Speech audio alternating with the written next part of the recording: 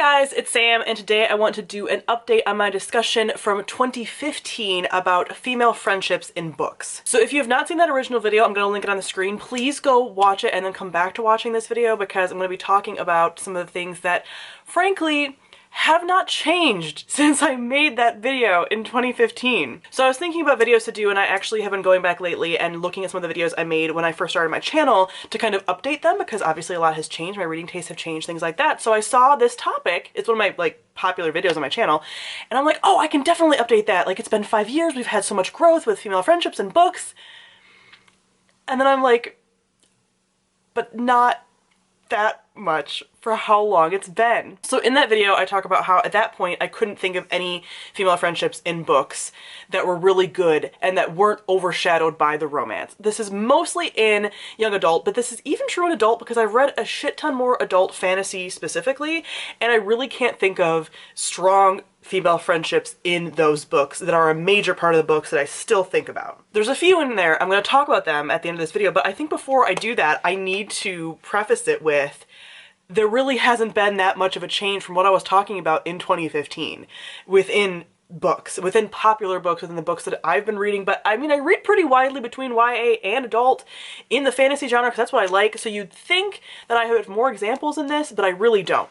Also in that video, I talk about the Bechdel test, which is a sociological test about something being like feminist, but basically one of the big markers of it are there two women in a story that talk to each other about something other than men. And there's still not that many examples in here. I actually had written down originally, I think like 8 friendships, but I'm actually going to cut a couple of these down from what I was originally going to talk about because some of these I really had to think about and they really are overshadowed by the romances anyway. So I don't feel like necessarily talking about those because that's not what I actually want. Like, I want more books that have the female friendships being equal to or the main part of a story and not just being overshadowed by the romance or being pushed to the side for the romance or things like that. There are a couple books that I probably could mention that I'm not going to mention in this video, like Six of Crows and Gilded Wolves and stuff like that, because ultimately the female friendship is not a main part. It's in there and that's great. There's definitely more sprinklings of female friendship within books than there used to be, and they're in some of these multiple POV stories like Six of Crows and Gilded Wolves and things like that, but ultimately I don't want to talk about those kinds of books either where there's a sprinkling because that's not enough. That's not what I want, that's not what I want to talk about here because I don't remember those relationships as much. I don't remember those friendships as much. They don't stick out to me. If I have to sit there and think really hard about my favorite female friendships, when I can sit there and rattle off like my 10 favorite romantic relationships without even thinking about them, like that's still an issue in 2020? In 2020! There's really 3 series, but one in particular that are really like god tier level that I can talk about, and they're the first ones that came to mind when thinking of this video, but it's still like 3 within all... What? Like, I don't understand. And also there's been a number of female friendships that I thought about that I was like, oh, these are really close, but then a lot of those, well, like a number of those, because there's probably only a handful that I could really think of, change into romantic relationships, which is fine, but then it becomes a female-female romance and not a friendship.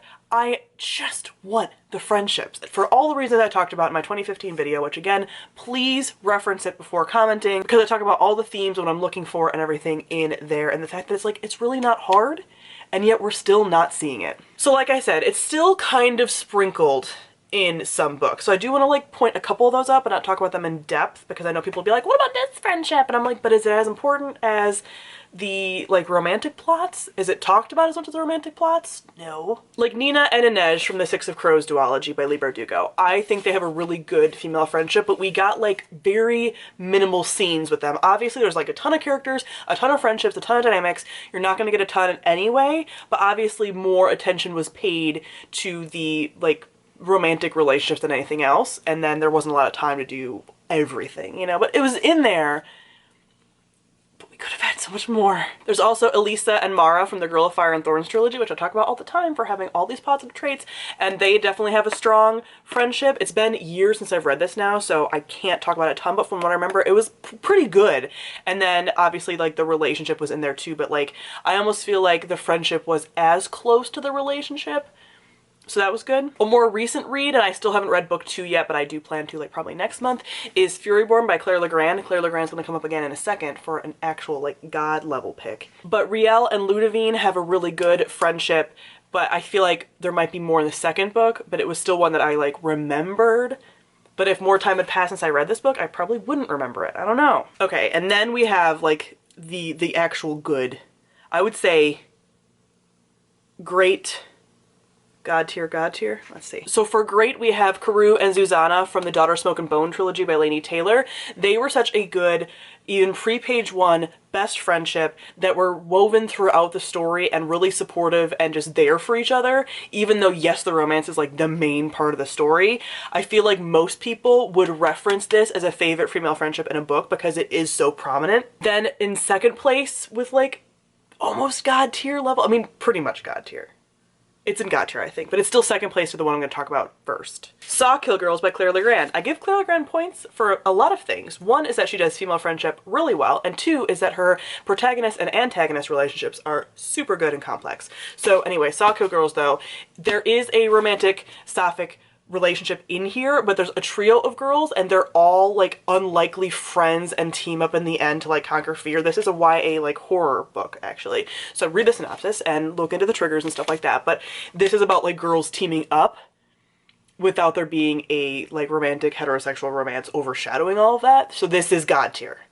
We have one God tier. And then in first place, God tier, is the Truth Witch series by Susan Dennard.